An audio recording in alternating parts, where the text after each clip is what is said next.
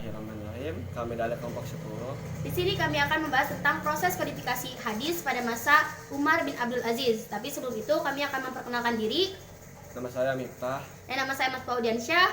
Oke, check it out. Proses kodifikasi hadis pada masa Umar bin Abdul Aziz. Tapi sebelum itu, siapa sih Umar bin Abdul Aziz? Umar bin Abdul Aziz ialah merupakan khalifah ke-8 dinasti Umayyah I yang berkedudukan di Damaskus. Memerintahnya hanya 3 tahun. Kurang lebih pada tahun 99 sampai 101 Hijriah. Ia dikenal sebagai khalifah yang bijaksana, adil, jujur, sederhana, alim, dan warak, serta tawadu dan zahid. Meskipun ia hanya memerintah 3 tahun, tetapi masyarakat Islam pada saat itu mengalami peningkatan yang sangat drastis, terutama dalam hal ekonomi. Dan salah satu keistimewaan dari Khalifah Umar bin Abdul Aziz dibandingkan dengan khalifah lainnya yaitu memberi instruksi kepada gubernur Madinah agar mengumpulkan kepada masyarakat Islam Madinah supaya segera mengumpulkan dan menyeleksi hadis. Dan dari situlah terjadi proses kodifikasi hadis pada masa Umar bin Abdul Aziz.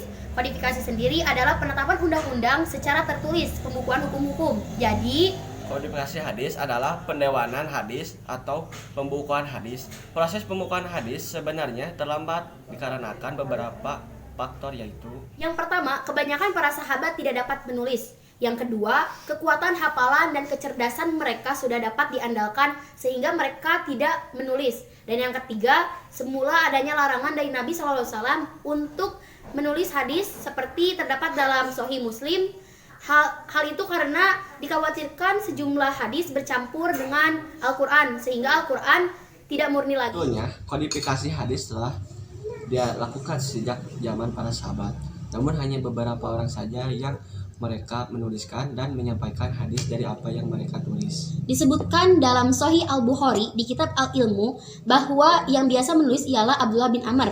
Abu Hurairah berkata, "Tiada orang seorang pun yang lebih banyak hadisnya dari aku kecuali Abdullah bin Amr, karena itu biasa menulis sementara aku tidak." Pengkodifikasian hadis secara resmi dilakukan pertama kali atas inisiatif Khalifah Umar bin Abdul Aziz. Pengumpulan dan penyempurnaan hadis pada masa pemerintahan Umar bin Abdul Aziz, Khalifah Umar menginstruksikan kepada gubernur Madinah yang memerintah pada saat itu agar segera mengumumkan pada masyarakat umum tentang gerakan penghimpunan dan penyempurnaan hadis. Tindakan tersebut dilakukan oleh Khalifah Umar karena di kondisi di lapangan hadis telah diselewengkan dan telah bercampur aduk dengan ucapan-ucapan Israiliyat. Hadis difungsikan untuk menguatkan kedudukan kelompok-kelompok tertentu seperti Bani Umayyah, kelompok Khawarij, dan kelompok Syiah yang saling berebut membuat hadis-hadis untuk menguatkan eksistensi kelompok masing-masing. Dan hal itu mengkhawatirkan hadis-hadis akan lenyap dan hadis-hadis palsu akan muncul karena berkurangnya ulama hadis yang gugur dalam peperangan. Usaha kodifikasi setelah perintah dari gubernur Madinah atas instruksi dari Khalifah Umar bin Abdul Aziz, maka berangkatlah sahabat-sahabat Nabi dan beberapa tabi'in, seluruh wali negeri dan ulama hadis untuk mencari, menyeleksi dan mencatat hadis-hadis Nabi. Hari, berminggu-minggu, berbulan-bulan, bahkan bertahun-tahun mereka dengan sabar mencari, mengejar informasi tentang keberadaan sebuah hadis. Imam-imam hadis yang sangat terkenal seperti Bukhari, Muslim, Nasai, Tirmizi, Ahmad bin Hambal, dan Daruqutni, mereka ini dengan serius meluangkan waktunya mencari, melacak, dan selanjutnya menyeleksi dan menghimpun hadis. Hadis yang diperoleh dari berbagai negeri dan ulama hadis dipercayakan kepada ulama besar Imam Muhammad bin Muslim bin Syihab al-Zuhri untuk dihimpun dan ditulis. Dan Umar sendiri ikut mendiskusikan hadis-hadis yang telah terkumpul untuk diseleksi apakah hadis itu palsu atau tidak. Dengan upaya keras dari para imam-imam, maka jadilah kitab-kitab hadis yang sering kita baca sebagai rujukan.